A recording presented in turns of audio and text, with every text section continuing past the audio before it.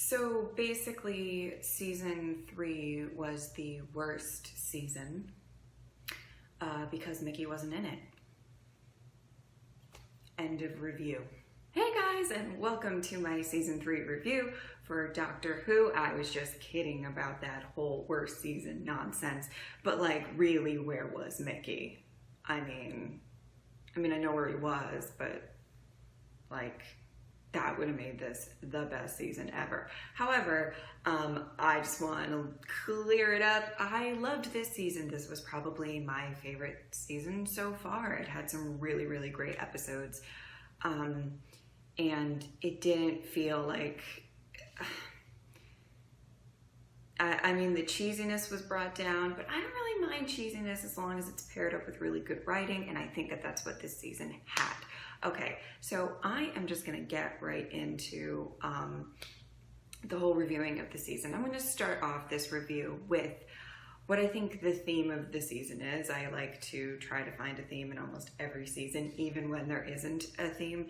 So yeah, but I think for sure the theme of this season was loneliness. And, we saw that a lot with the Doctor. Obviously, he is mourning the loss of Rose.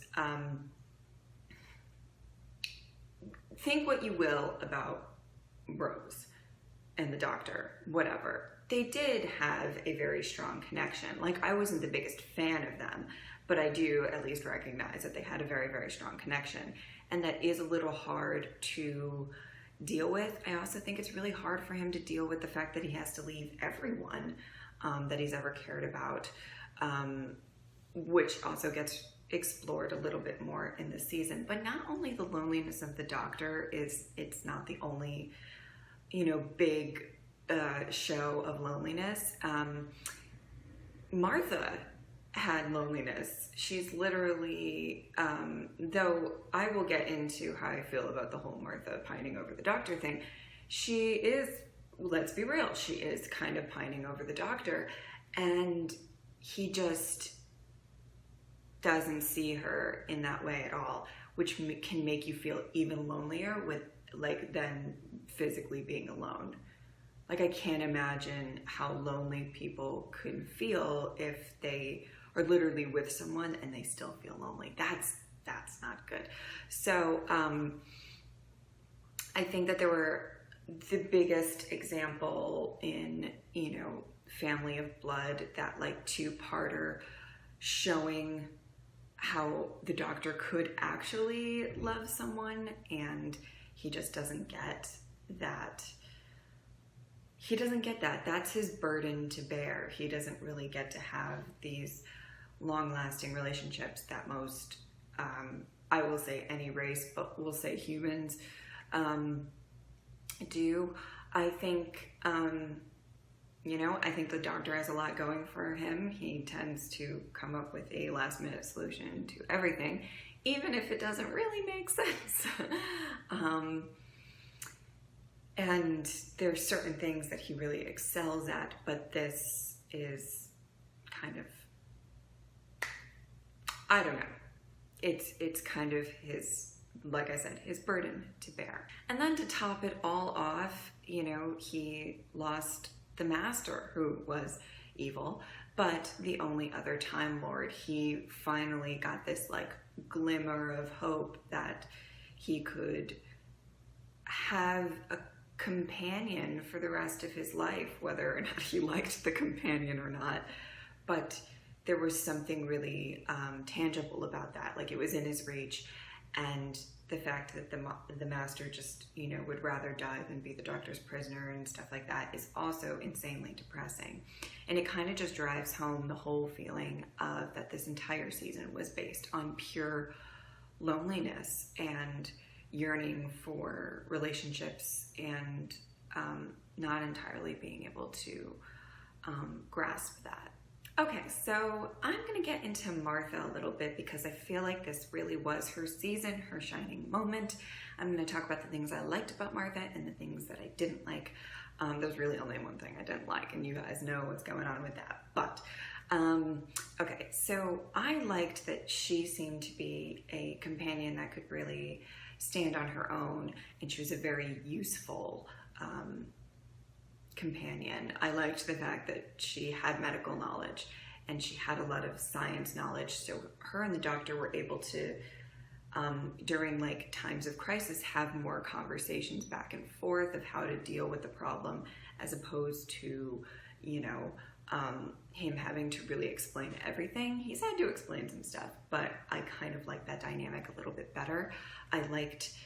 There were so many times within this series that I feel like she stepped up and was such an amazing kind of asset for the doctor to have on his team. And I do think he did recognize that, you know, by the end, that, you know, he never is going to feel the way that she wants him to feel about her. But, yeah, I don't know. I think I really liked her. I definitely liked her more than Rose. That shouldn't shock any of you. But let's be real, Mickey is still reigning champ of favorite of, like, please. Please. You're going to have to do a whole lot to dethrone Mickey, in my eyes. Just future characters, just beware. All right? Leave in the comment section, you know, who you think might dethrone Mickey. So what sucked to me about Martha was the fact that she was so in love with the doctor, which I felt like was so random. Like, I don't know. Let's get personal for a second, because there's been a lot of talk in the comment section about Rose and Martha and the doctor and relationships. And I'm just going to talk about how I feel about it, and you guys can tell me that I'm crazy, whatever.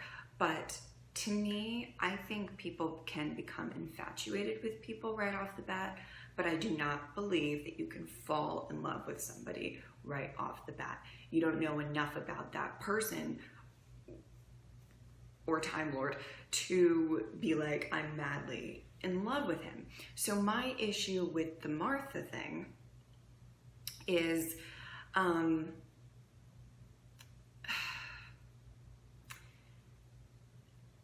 she had a crush on him, right? And then it turned into just randomly, like, he was pretty clear right off the bat that he was still kind of hung up on Rose because he wouldn't stop talking about her. But, like, I don't know, if maybe I'm just somebody who doesn't like to waste my fucking time. I don't know what that is.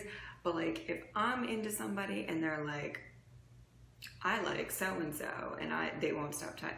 No, I'm number one in somebody's book. I am not, like,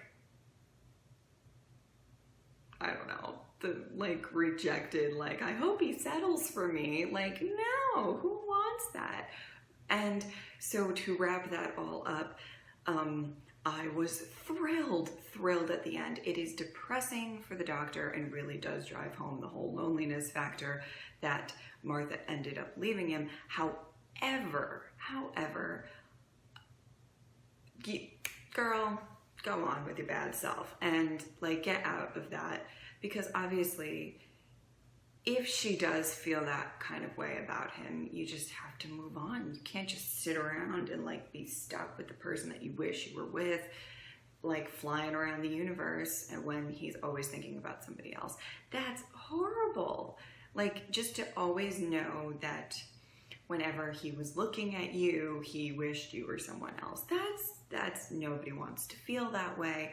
So I was really on board, though I will miss Martha. I was really on board with the fact that she was kind of sticking up for herself at the end. And I liked her last little speech that she gave to the doctor.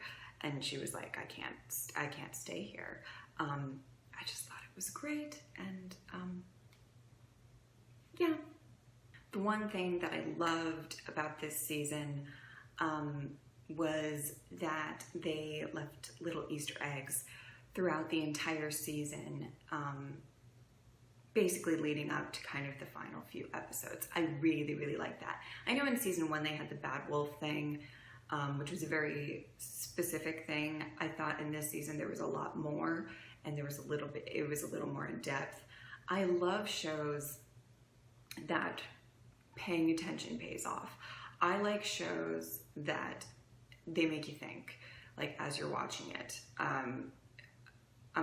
Two shows that come to mind are, True Detective, obviously, and The Americans. They're shows that you cannot watch casually. They're shows that you have to be like this the entire time, like, oh my God, what's happening?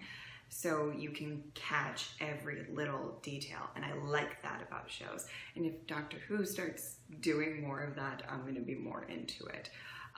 It was not on the level of those shows when it came to the hints, but it definitely kind of started, making it more plot oriented in a sense, even though they were kind of standalone episodes. There were little hints here and there, and with The Face of Beau, and then the Lazarus, am I saying that right? Experiment, and I liked that. The Face of Beau reveal was wonderful. I really thought that was so well done. And I said this in the reaction, but I love the fact that in a sea of a season that really seems to be in loneliness, I liked that moment where you see that Jack is the Face of Beau, even though it's not entirely confirmed, but listen, it's confirmed. I don't know. Anyway, but it just shows that the Doctor's not entirely alone, and I really loved that. And let's think about it this way. The Doctor he does lose people a lot, and he can't have that lasting relationship with people, but think of all of the people that he's crossed. Quantity is on his side when it comes to these things, and I really like that. Okay, so with every single review that I do, I pick my top 5 favorite episodes of the season. These, I feel like some won't surprise you and some will surprise you, so let's get into it. Number 5 on the list, which I think some of you actually really did not like, was 42. I loved it. I loved the cast of 42. I loved that final moment where the woman takes her husband and kind of sacrifices herself to save everyone, which is very emotional. And I thought, by the way, I don't know if this is an unpopular opinion, but Martha's chemistry with that guy, the cute guy in the pot, I forget what his name is, leave the name in the comments. The chemistry with them is so much stronger than any of the chemistry she had with the Doctor. I'm just saying. And that was one episode. So she needs to hop a ride in the TARDIS and go find that guy and live happily ever after, because he seemed to be into it. I'm just saying. I also liked that the Doctor was kind of the damsel in distress a little bit, and Martha had to save him, and she stepped up. I really liked the episode.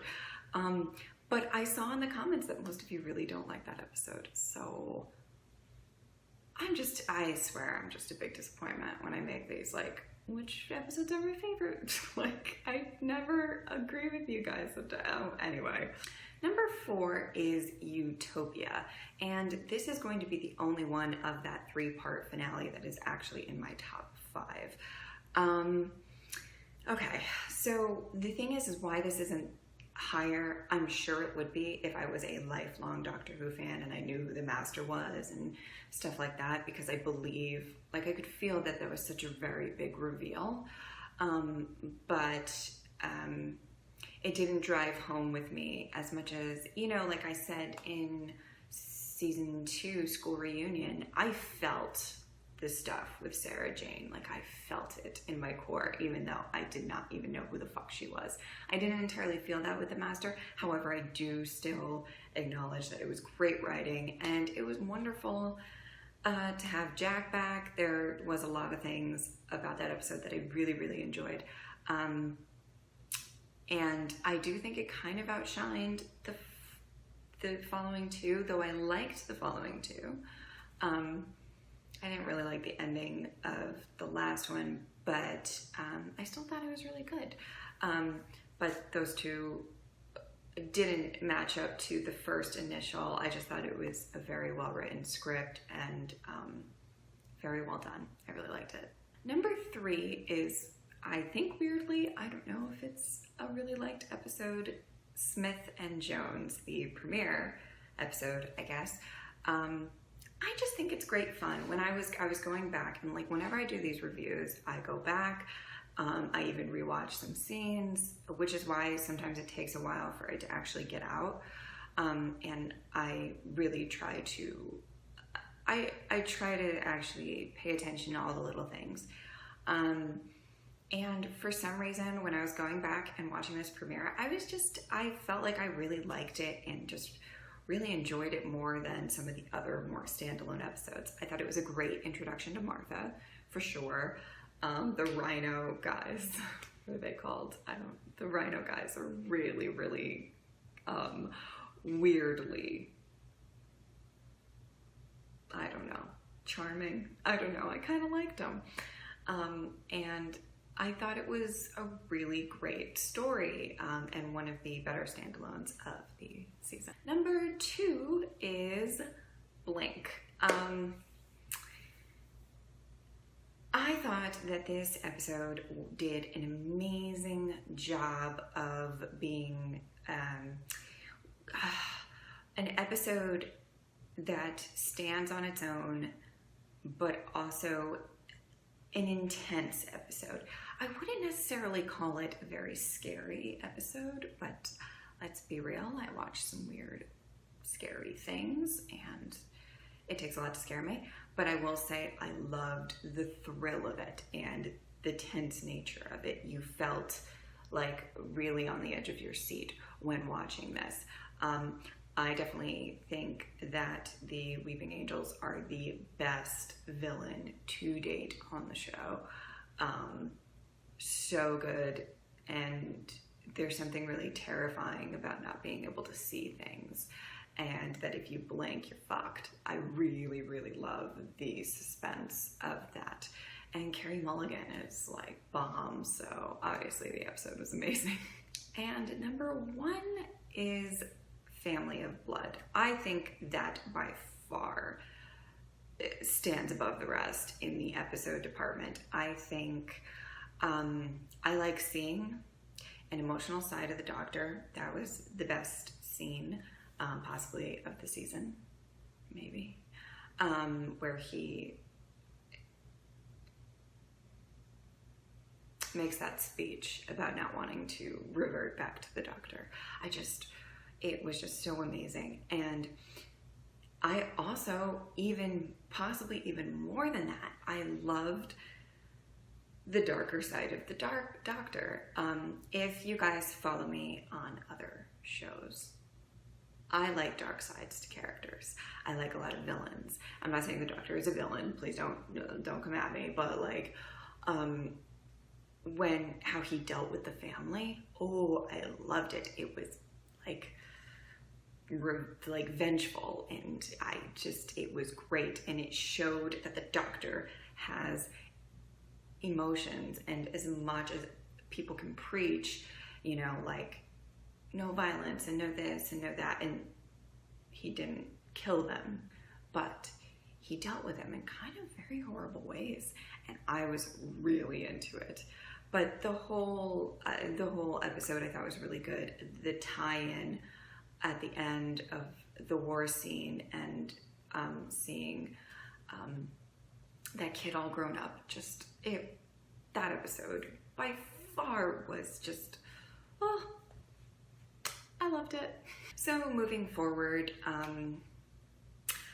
just to give an update, favorite companion so far, does Mickey count? Obviously Mickey, but out of Rose and Martha is Martha. Favorite Doctor, I think I'm still with Chris. I don't know why, but I think I am, though I do like 10 a lot more after this season than the last season, for sure. But I think I still have a soft spot for Chris. Could be because of the leftovers, I don't know. And moving forward, the only thing that I kind of hope when it comes to whoever the next companion is, that the companion is a platonic relationship with the Doctor. I don't mind love. I don't mind stuff like that. I'm kind of tired of it, in this show. And some of my favorite relationships in shows in general are more friendships than, or other types of relationships than, I was just rewatching Buffy right now on this channel, and I was just thinking, like, in the last episode, how much I love Buffy and Giles' relationship, and it's probably nothing tops Willow and Xander for me, but those of you who don't know who they are, that just went right over your head, but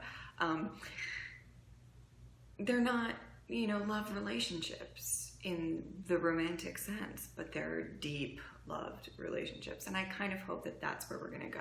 A very deep, solid friendship that doesn't have to have a competing with Rose or Martha or whatever it is. I hope that that's kind of the next thing that we view. Some of the most important people in your life are going to be friends. They stay longer than lovers lots of the time. So just word of advice from Jess today. But thank you guys so much for watching. I hope you enjoyed this review. I am going to do the Christmas special and the thing that literally everybody sends me about, like, in all channels. I've gotten links about that little mini whatever it is before the Christmas special on my Twitter, on my Facebook, on, like, everywhere. So yeah, thank you guys so much for watching, and I'm going to do season 4. I'm looking forward to it because you guys have said that it's probably going to be my favorite, and that makes me really excited. Because I thought this season was a huge step up from the first 2 for me. You might think differently. Yeah, so thank you guys so much for watching. I hope you enjoyed this review, and I will see you next time. Bye.